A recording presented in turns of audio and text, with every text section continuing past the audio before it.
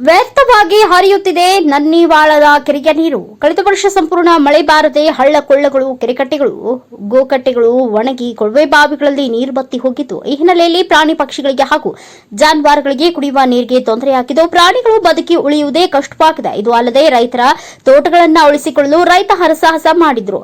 ಈ ವರ್ಷ ಮುಂಗಾರು ಹಂಗಾಮಿನಲ್ಲಿ ಉತ್ತಮ ಮಳೆಯಾಗಿದ್ದು ತಾಲೂಕಿನ ಕೆರೆಕಟ್ಟೆಗಳು ತುಂಬಿವೆ. ತಾಲೂಕಿನ ನನ್ನಿವಾಳದ ಕೆರೆಯೂ ಸಹ ತುಂಬಿ 4 ರಿಂದ 5 ಅಡಿ ನೀರು ಶೇಖರಣೆಯಾಗಿದೆ. ಆದರೆ ಕೆರೆಯ ತೋಬಿನಿಂದ ನೀರು ವ್ಯರ್ಥವಾಗಿ ಹರಿದು ಪೋಲಾಗುತ್ತಿದೆ. ಶೇಖರಣೆಯಾದ ನೀರು ವ್ಯರ್ಥವಾಗಿ ಹರಿಯುತ್ತಿರುವುದನ್ನು ತಡೆಯುವಂತೆ ನನ್ನಿವಾಳ ಗ್ರಾಮಸ್ಥರು ಒತ್ತಾಯಿಸಿದ್ದಾರೆ. ಮೌನೇಶ್ ಆಚಾರ್ಯ, NKS TV4 ನ್ಯೂಸ್, ಚಳ್ಳಕೆರೆ.